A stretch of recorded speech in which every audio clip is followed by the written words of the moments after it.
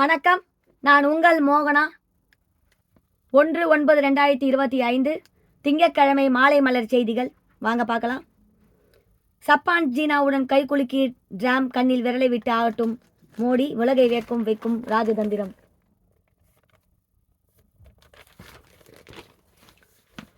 பிரதமர் மோடி அவர்கள் உலகம் சுற்றுகிறார். இது எதிர்க்கட்சிகளின் விமர்சனம். இதுபோன்று தோற்றல்ல. இதுபோன்று நேற்றல்ல அவர் பதவி ஏற்றது முதல் தொடர்வதுதான். ஆனால் அந்த விமர்சனங்களை அவர் பொருட்படுத்துவதில்லை. அவரது ஒவ்வொரு சுற்றுப்பயணமும் நமது நாட்டின் இந்த மாதிரியான தாக்கத்தையும் மாற்றத்தையும் ஏற்படுத்துகிறது என்பதுதான் கவனிக்கத்தக்கது. ரஷ்யாவிடமிருந்து கச்சா எண்ணெயை வாங்குவதை நிறுத்த வேண்டும் என்ற அமெரிக்க ஏகாதிபத்தியத்தின் மிரட்டலுக்கு பணியாததால் இந்தியாவில் இருந்து இறக்குமதி செய்யும் பொருட்களுக்கு 50% வரி விதித்தார் அமெரிக்க அதிபர் டிராம். அவர் இந்தியாவை மிரட்டி பணிய வைக்கத்தான் இப்படி ஒரு முடிவை எடுத்தார். ஆனால் அவரது இந்த முடிவை அவருக்கும் ஆப்பாக முடிய போகிறது என்பதே பொருளாதார நிபுணர்களின் கணிப்பு.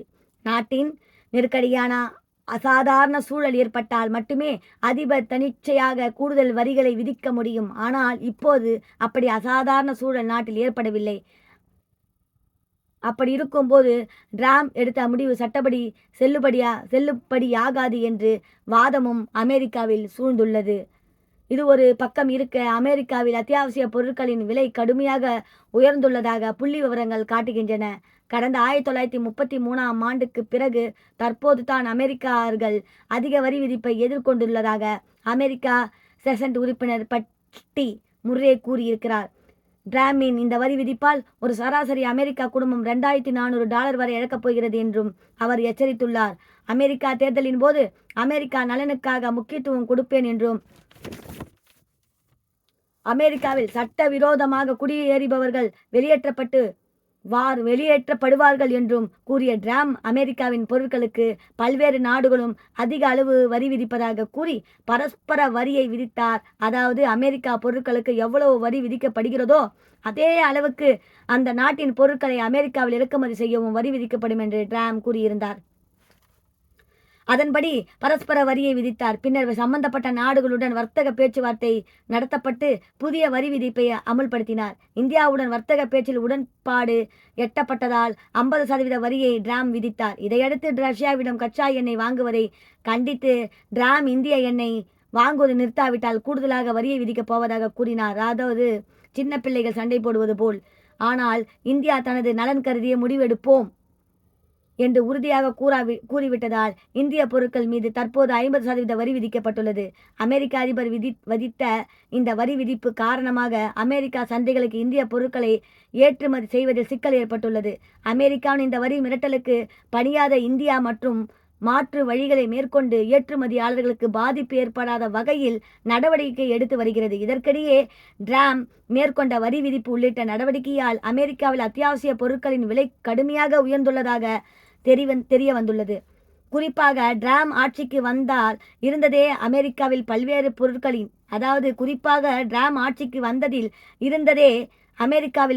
பொருட்களின் விலையும் உயர்ந்து விட்டதாக தரவுகள் காட்டுகின்றன. பின் கட்டணம், மளிகை பொருட்கள் விலை உள்ளிட்டவை தொடர்ச்சியாக உயர்ந்து வருவதால் இந்திய அஞ்சல் துறை உள்பட 25 நாடுகள் அமெரிக்காவிற்கு சரக்குகளை கொண்டு செல்வதை நிறுத்தியுள்ளன. இதனால் விற்பனையாளர்கள் சரக்கு கப்பல் வாயிலாக அமெரிக்கா நுகர்வோர்களுக்கு பொருட்களை அனுப்புகின்றனர். போக்குவரத்து செலவு அதிகரிப்பால் விலை உயர வாய்ப்பு ஏற்பட்டுள்ளது. அமெரிக்காவில் உணவுப் பொருளின் விலை 3.4% உயரும் என்று கணிக்கப்பட்டுள்ளது. இதற்கு முன்பாக கடைசியாக 2.9% பணவீக்கம் இருந்து 20 ஆண்டுகளுக்கு பிறகு தற்போது தான் இந்த அளவு பணவீக்கம் உயரும் என கணக்கிடப்பட்டுள்ளது. அமெரிக்காவின் மிரட்டலை இந்தியா கண்டுகொள்ளவில்லை. மாறாக ரஷ்யாவிடமிருந்து அதிக எண்ணெய் வாங்கும் நாடான சீனாவிடம் இந்தியா கை கோர்க்க முயற்சித்து வருகிறது. இது தொடர்பாக 7 ஆண்டுகளுக்கு பிறகு சீனா சென்று பிரதமர் மோடி அந்த நாட்டு அதிபர் ஜி ஜின்பிங்குடன் பேச்சு நடத்தி இருக்கிறார். எதிரிக்கு எதிரி நண்பன் என்பதைப் போல் சீனாவுடன் நடித்த கசப்புணர்வை ஓரங்கட்டிவிட்டு மோடியின் நட்பு பாராட்டி இருக்கிறார். உலக சந்தையில் சீனா தயாரிப்பாளர்கள் பங்களிப்பு அதிகம். நம்மை மிரட்டியதைப் போல சீனாவையும் டிராம் மிரட்டி வருகிறார். அதை சீனாவும் கண்டுகொள்ளவில்லை. இந்த நிலையில்தான் சீனாவுடன் இந்தியா கை கோர்த்து உள்ளது. இனி உலக அளவில் இரு நாடுகளும் இணைந்து செயல்படுவோம் என்று சீன அதிபர் ஜின்பிங்குக்கும் பிரதமர் மோடியாக கூட்டாக பிரகடனப்படுத்தி இருக்கிறார்கள். இது மறைவாக டிராமுக்கு விடப்பட்ட சவால் மற்ற நாடுகளுடன் இணைந்தால் என்னவாகும் என்று டிராமை யோசிக்க வைத்துள்ளார்கள். இந்தியா நினைத்தால் மருத்துவர்கள் உள்ளிட்ட மிகவும் அத்தியாவசிய பொருட்கள் அனுப்புவதையும் நிறுத்த முடியும். அதை செய்தால் மக்கள் பாதிக்கப்படுவதோடு மக்களின் வெறுப்பையும் இந்தியா சம்பாதிக்க நேரிடும். எனவே தான் அதை செய்யாமல் டிராமை குறிவைத்தே காய் நகர்த்துகிறார்கள். பரிதாபம் நிலைத்தான், அதாவது அடுத்தவருக்கு தோண்டிய குடியில் தானே விழும் பரிதாப நிலைத்தான் டிராமுக்கு ஏற்படும் என்று உலக தலைவர்கள் பலரும் கருதுகிறார்கள்.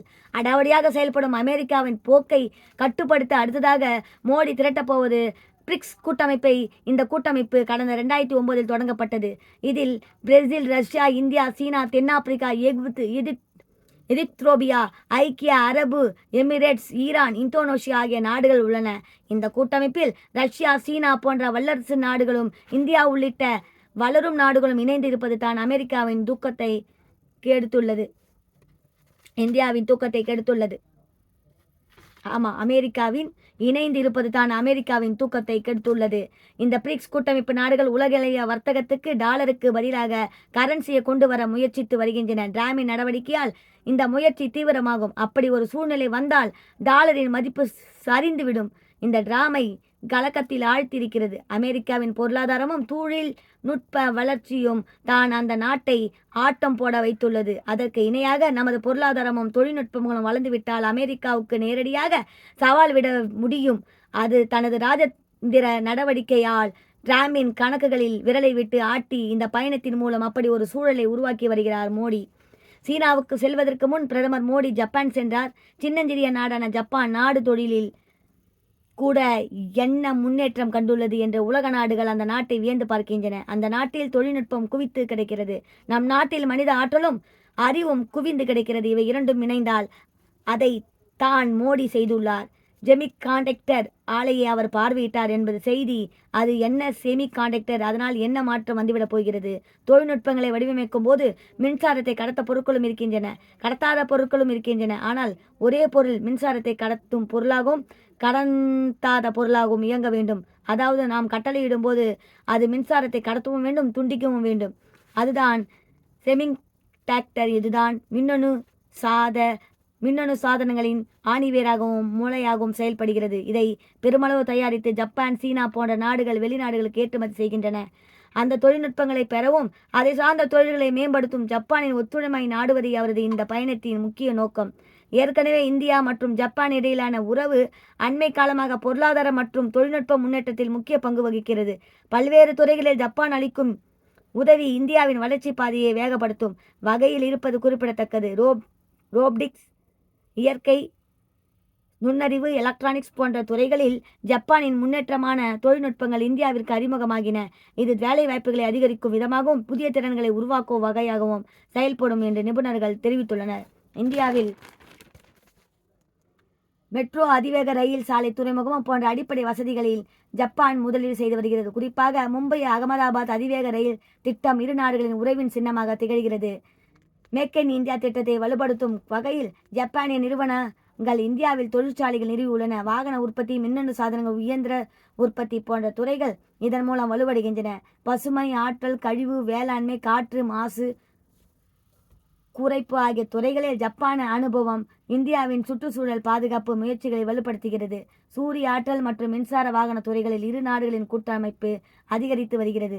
ஜப்பான் வழங்கும் முதலீடுகள், தொழில்நுட்ப உதவிகள், சுற்றுச்சூழல் முன்னேற்ற அனுபவங்கள் ஆகியவை இந்தியாவின் வளர்ச்சி பயணத்தில் முக்கிய பங்காற்றுகின்றன. மேலும் வலுப்பெறும் என எதிர்பார்க்கப்படுகிறது. பயணம் சாதாரணமானது, பின்விளைவுகள் அபாரமானது.